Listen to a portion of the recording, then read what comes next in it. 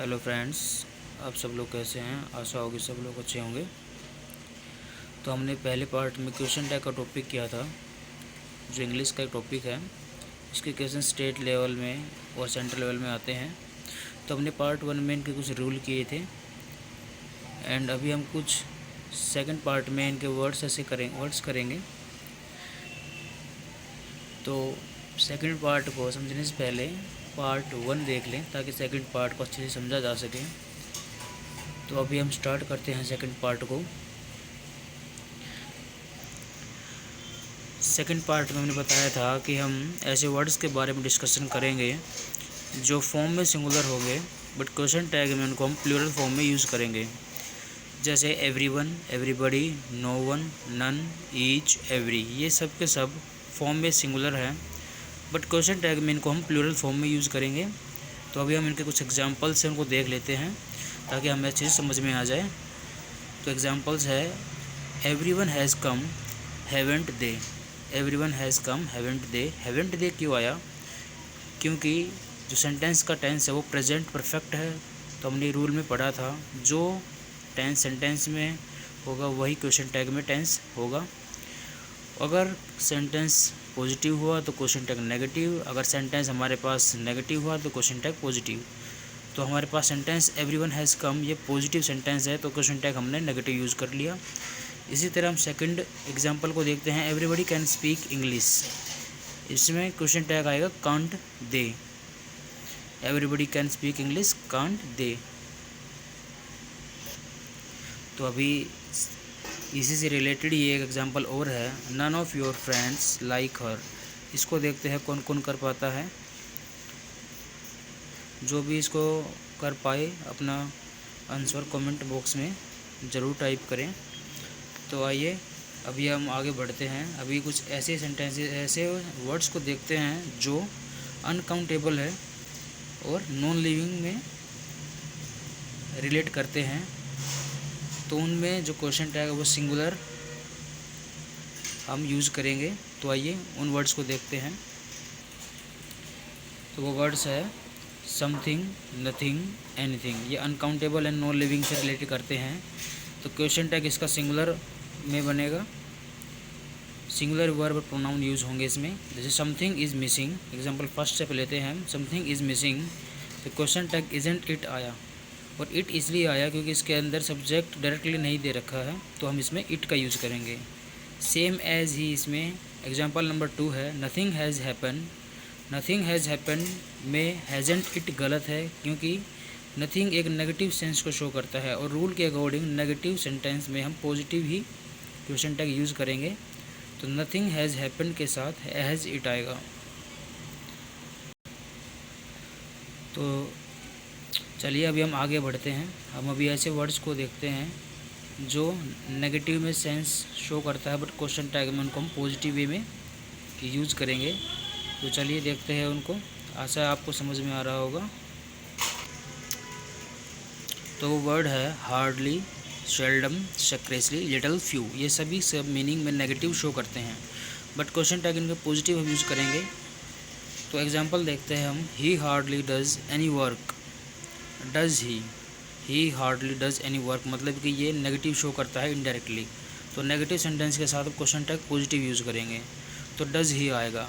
क्योंकि does he क्यों आया है? क्योंकि सेंटेंस के अंदर भी जो सेंटेंस है प्रेजेंट, इंडेफिनिट या सिंपल टेंस से हैं, तो इसलिए हम क्वेश्चन टैग भी उसी टेंस में यूज़ करेंगे। इसी तरह सेकंड एग्जांपल है, he is seldom absent, is he. तो इसी तरह इसमें इज़ ही आ जाएगा। थर्ड में हैज़ ही आ जाएगा, और फोर्थ में little hope is left now. तो इसमें इज़ इट आ जाएगा, क्योंकि लिटिल में और फ्यू में ये नेगेटिव सेंस को शो करते हैं, तो इसमें हम इज़ इट कर देंगे। तो इसी तरह हम आगे पढ़ते हैं। जैसे नेगेटिव इम्पेरेटिव सेंटेंसेस होते हैं, जिनके अंदर हम क्या करते हैं, नेगेटिव शो में हम उनको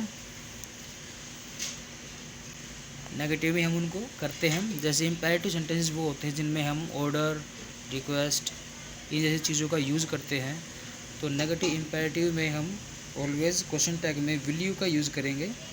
तो आइए देखते हैं नेगेटिव इम्पेरेटिव को। तो नेगेटिव इम्पेरेटिव में हम विल यू का यूज़ करेंगे, जैसे डोंट वरी, डोंट वरी में विल यू का यूज़ करेंगे।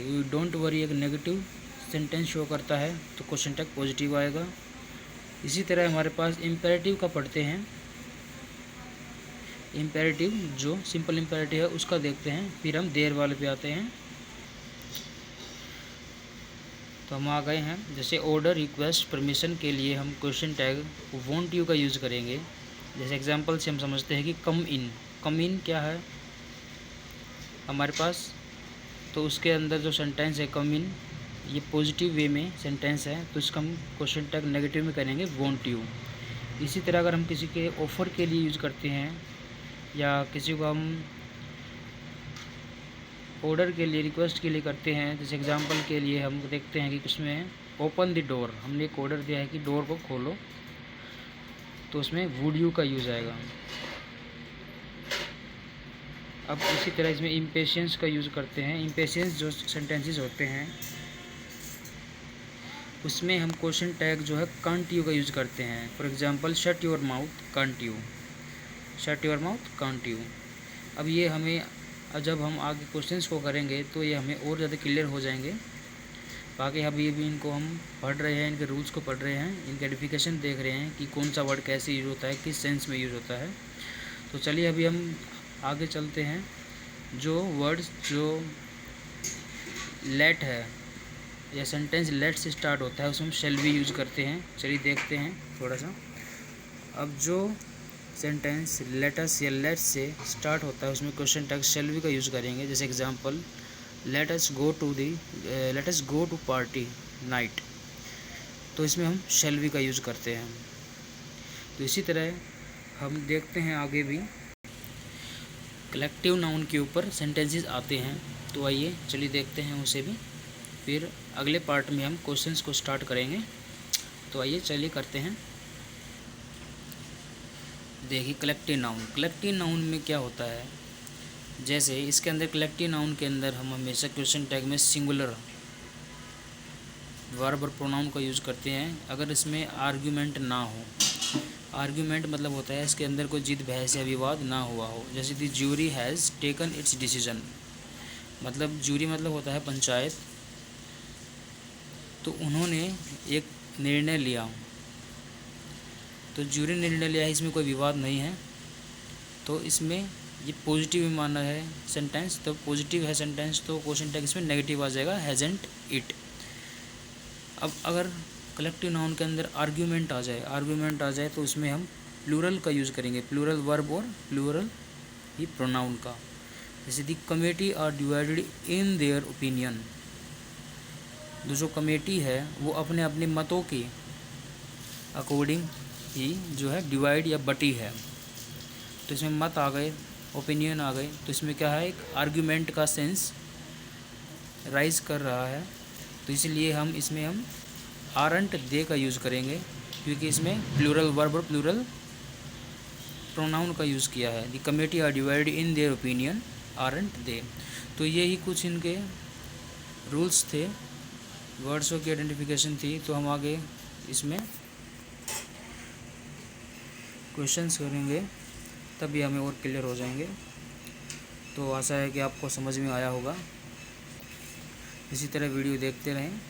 पार्ट 3 आएगा जिसमें हम क्वेश्चंस को करेंगे। बाकी इसके जो रूल वगैरह हैं, ये वर्ड्स की जो आइडेंटिफिकेशन है, ये सब हो चुका है।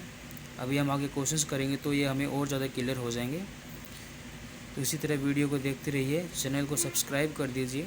धीरे धीरे हम पढ़ाई का लेवल को और कंटेंट को इम्प्रूव करते जाएंगे। चलिए धन्यवाद, जय हिंद।